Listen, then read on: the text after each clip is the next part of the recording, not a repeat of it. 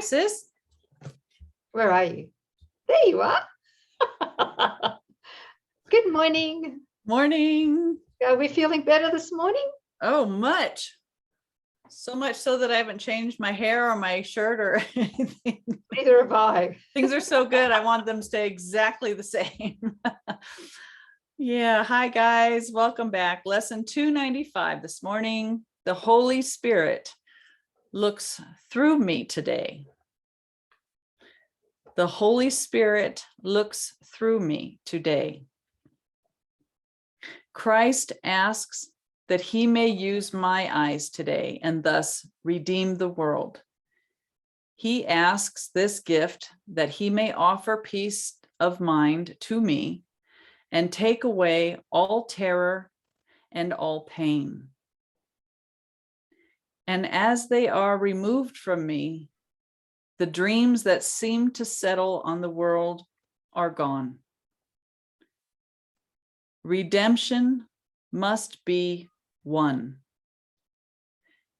As I am saved, the world is saved with me, for all of us must be redeemed together. Fear appears in many different forms, but love is one. My Father, Christ has asked a gift of me, and one I give, that it be given me. Help me to use the eyes of Christ today, and thus allow the Holy Spirit's love to bless all things that I may look upon, that his forgiving love may rest on me.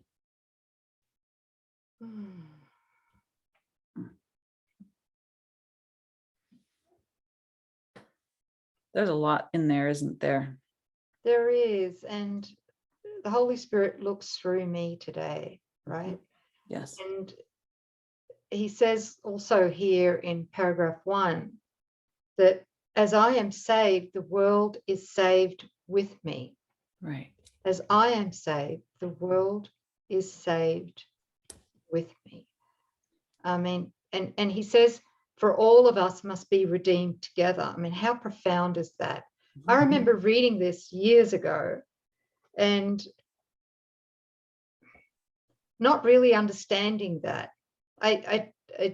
And now, from where I'm at now, things have changed so much and healed so profoundly that I can say from my experience that this is absolutely true. What he says here, as I am saved, the world is saved with me. And as a family, we can really feel this together because we're all taking this journey together. And as one of us accepts the atonement truly, then the light that the atonement brings eradicates the darkness of the ego thought system, not just in my mind alone, but in all our minds, right?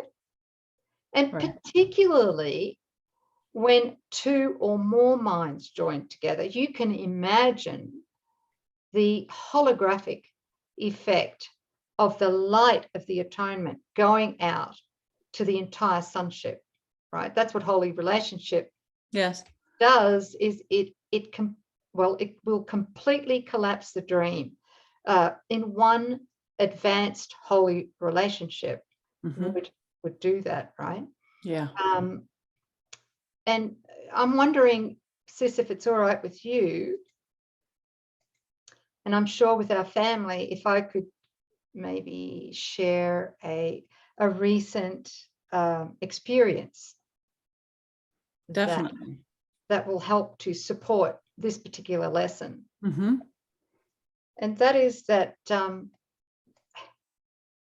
in the neighborhood we live in here, we have, and I think almost everyone has experienced something like this. So that's why I'm using it as an example, is that in this neighborhood, there is a elderly couple, who live close by, and the husband happens to be one of those that we've all encountered, a cranky old person. Grumpy old men.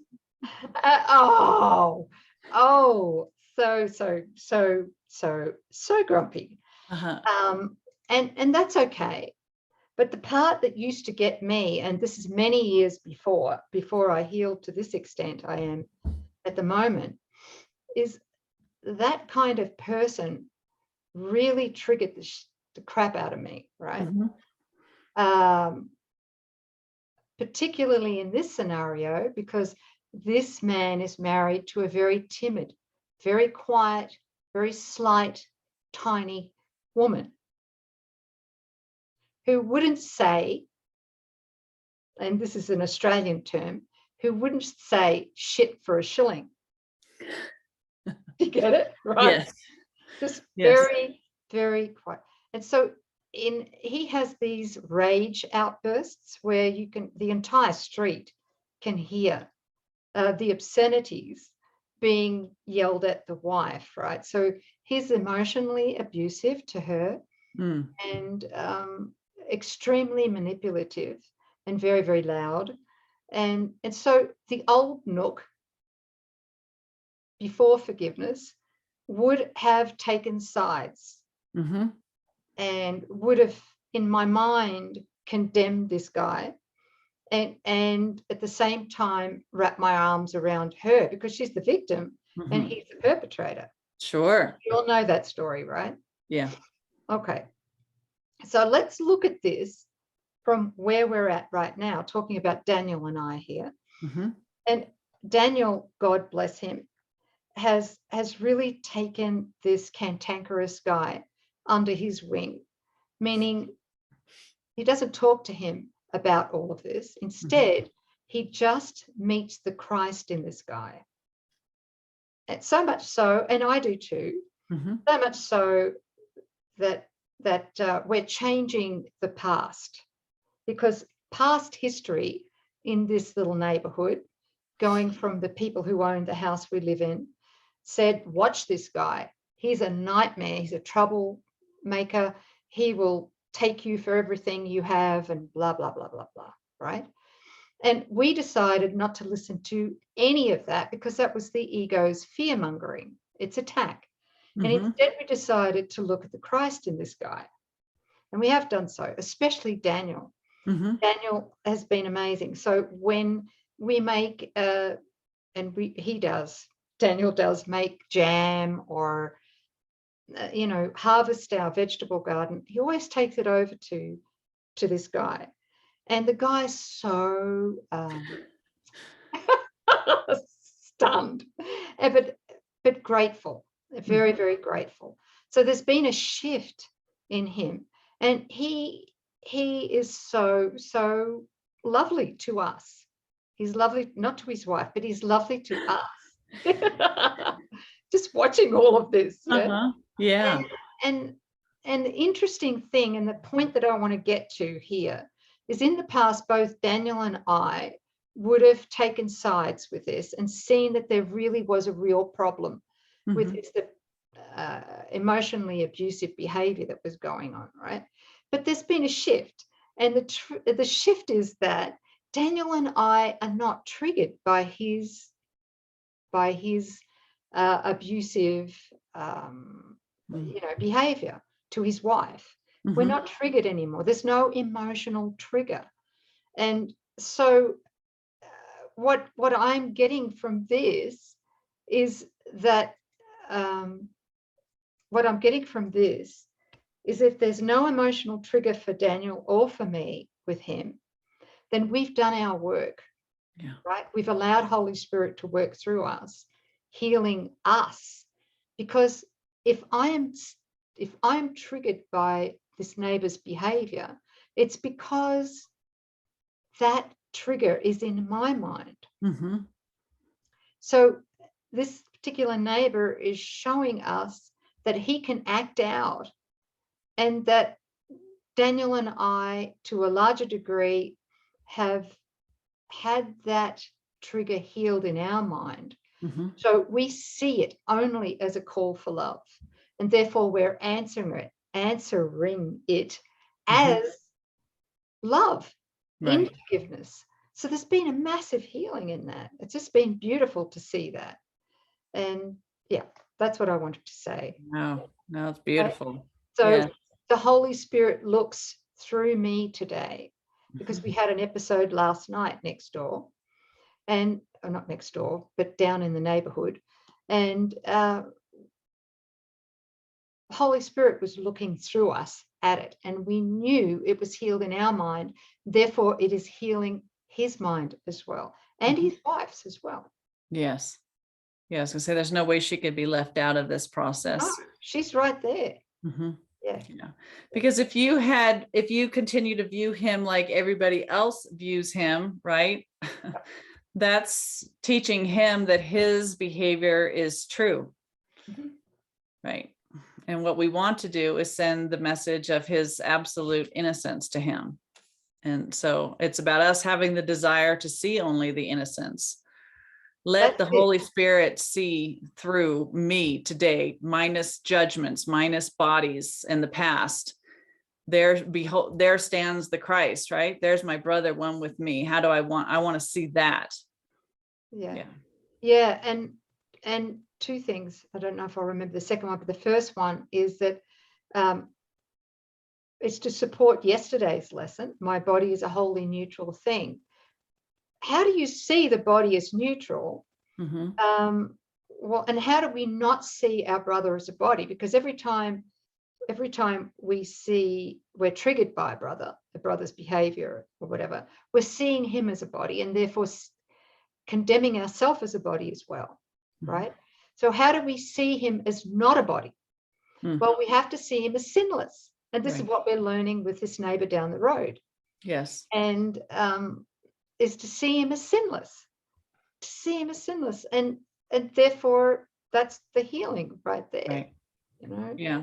And Jesus says in the Course, don't ask how to see your brother without a body, but ask to see him without any guilt. See him sinless. Yeah. That's right. And that's how it's done. Do we want to see our brother as sinless? The other thing I was going to say here too, as I was watching this neighbor, and the old ego taking sides, seeing a perpetrator and a victim, husband and wife, right? Yeah. And what I and believing that she needed rescuing, and now seeing it from a different perspective, and seeing something entirely different, which is the perpetrator really is the one that needs the help first, not the victim. There are no victims and perpetrators. I was gonna say, I thought it was pretty much an even split. It is, but you know what? We have to see that the perpetrator is the most difficult one to forgive. So they are the one that needs the help, because it's the perpetrator within me that would see him as a perpetrator. I've got to forgive my own perpetrator, which is me. It's not me. It's the ego. It's the mythical me. Yes. See how easy it is to forgive a victim. But how many of us just go, oh yeah, I'm a perpetrator. Right. There's another thing that really, was a great reminder in this lesson, that as soon as it's healed in my mind, like when my mind is returned to peace, I will look out on a forgiven, changed world, that it is simultaneous, actually. Like there is no world out there. So whatever is healed in my mind is going to have to adjust in my experience. Yes. Yeah. It has to. Yeah. Absolutely. Yeah.